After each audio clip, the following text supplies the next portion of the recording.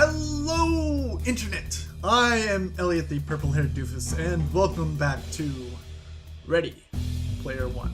Today we are discussing chapters 0030 and 0031. 0030 starts with Wade talking about his new work environment, and how he isn't able to put up decorations anywhere in his new work environment. And how he's basically a call center guy like he was before, and he has to take incredibly inane, boring tech center calls. One of the calls that he gets is from a lovely, lovely Oasis person named Hotcock30. And it goes a little something like this. Hi, I just bought this thing, and it doesn't work. I understand that you're having difficulty, sir. Why don't you try shoving it up your butt and calling yourself a corn dog? But of course, that's not what is transmitted over to Hotcock30. What is this. I understand that you're having difficulty, sir. And I feel like I need something like that in my life, because I'm constantly saying the wrong thing. And if something just followed me around and muted me whenever I said something wrong, that would be fantastic! He eventually fixes the problem. He mentions that he did some clever hacking in order to give himself some unwatched time, and that's when I figure out that this chapter is a prison break chapter, and he's trying to figure out a way to not only gain information but also break out of the prison that he's put himself in. He says that he got login details for all of the admins and everything at the center base through a website called the Haxers, where he got the information for Bryce Lynch? His alias. His plan is to use his position in the company right now and gain information so that he can take down the shield around Anarok's castle so that others can come in. I'm thinking, that's a great plan and everything, but if he's already in the company, once he takes down the shield, won't they instantly know that he's him if he's doing it from inside? During his off time when he can, because he's not able to look it up while he's at work. He looks up and he sees that Sorrento was the first person to ever enter Castle Anarok besides Halliday, and he gets a little sick to his stomach. He starts looking through all of the files that Sorrento has, and he comes across these files that are labeled threat assessments. All 5 of the high 5 are listed. There's a file on him, there's a file on Artemis, there's a file on H, there's a file on Shoto, and there's a file on Daioto. But Daioto's is grayed out and there's a red X over it. And he looks over his, and there's just this complete dossier of him. There's a picture of him, there's his address, there's where he went to school, there's all of his family members. He looks up Artemis, and he finds an actual picture of the real Artemis, and how she looks pretty much just like her avatar does, except she's got one of the wine-stained birthmarks on her face. And he just falls even more for her. He gets to H, and H is actually pretty much empty. There's not even a photo of H in his. He was very, very smart and hid himself very, very well from Sorrento. He gets to Shoto, and there's like everything that you ever need to know about Shoto. And then he gets to Daioto. When he opens up Daioto's, there's actually a video file of them killing Daioto. And then he's looking through Sorrento's plans, and he finds out that Sorrento actually plans to hunt down Artemis, Shoto, and H, and kidnap them, and tell them that the only way that they're ever going to be released is if they help him to achieve the Easter egg. And then once they do that, they're just supposed to be taken care of in the mob sense. That's when Wade knows that he has to contact everyone.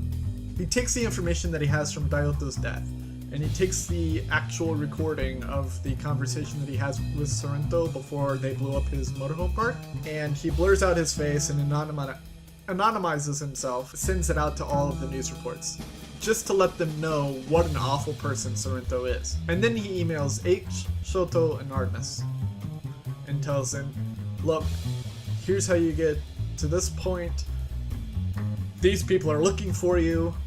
If they catch you, you're dead. Don't say goodbye to anyone, just go somewhere and hide. because your life is in danger right now. Chapter 0031 is the actual prison break, where he sets up the camera to do the whole record me being still for 10 seconds and then just loop it repeatedly. He actually sets up a worker profile for himself under the name Harry Tuttle. And I'm just thinking to myself, Harry Tuttle, Harry Tuttle, Harry Tuttle. Where do I know that name from? Harry Tuttle, I know that name from something. And so I take a break from reading and I Google it. And it's Robert De Niro's character from Brazil. And I was like, I was just thinking about Brazil when he was put into the prison. That's amazing. That's awesome. I love Brazil. If you haven't seen Brazil, you really have to see it. It's just, yes. Okay. He gets a uniform, a worker uniform, and he puts it on. Only the uniform doesn't come with shoes, so as he's walking through the office in this worker uniform and not a prisoner uniform, he's got the plastic slippers that they issue you when you're a prisoner. And so he's walking through, and his slippers just go squeak, squeak, squeak, squeak, squeak. Look at me! I'm a prisoner! No. Take him off, walk barefoot.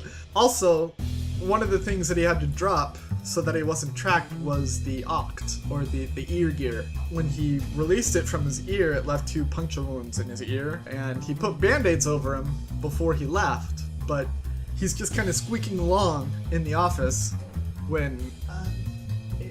excuse me, sir? Yeah?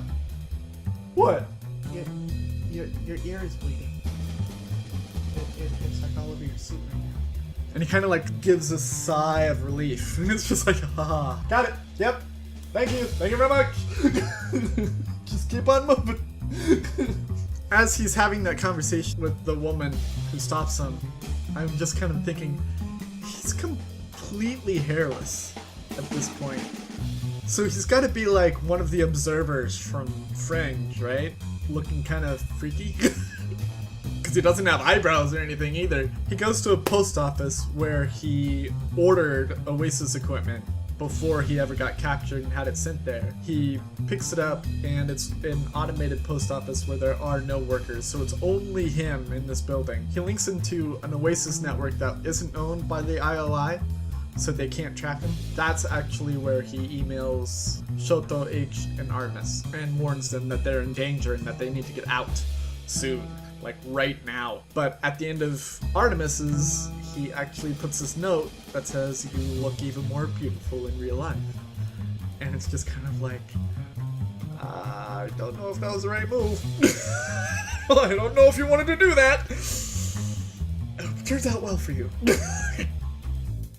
He strips away his Bryce Lynch, whatever his alter ego was, and becomes Wade Watts again, which is awesome. And then he goes out and he makes some real world purchases, like some actual clothes to wear and some actual shoes. He goes into an Oasis cafe that's pretty much like an internet cafe for us, and then there's this guy that's just kind of behind the counter, and he's got like sharpened teeth, and he's just like running through the normal things that you run through. Please, sir, if you have to use the facilities, please do so before entering the booth. If you have to clean up after if I have to clean up after you, I'm going to be very mad.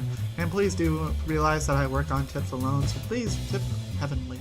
Thank you. I feel so bad for that guy. Wade gets into the Oasis equipment, and that's when he sends off the information to the news networks about Dioto's death and Sorrento threatening him. And that's when he heads to H's basement to talk with the remaining High Five. Everyone is there to greet him, and that's pretty much where the chapter ends. So, today's question, since this was kind of like a prison break or heist type scenario, what are your favorite heist TV shows or movies? And I will answer that one for you tomorrow. But first I have to answer yesterday's question, which was, would you be able to leave your life behind and start over, much like Wade did in order to enact his new plan? I've actually had dreams about doing this. Dreams about, just leaving the town that I'm in right now, going somewhere completely new and starting over. I think it would be a thrilling adventure, but I don't know if I could actually do it. I dream about it, I think about it. I think about how much a fresh start would really, really benefit me, but I've never actually gone through with it. I kind of did when I moved here to Seattle. When I did that, I didn't really have anything I was leaving behind. So I don't think I could actually do it, but I've definitely dreamed about it before. Well, that about does it for today's chapters. Do not forget that next week I will be starting a new book, The Seventh Bride by T. Kingfisher. Go out, grab it by any legal means necessary so that you can read right along with me. I have been the Purple-Haired Doofus reminding you to watch your pajama radius, and I will see you all in the next chapter of Ready Player One. Toodles!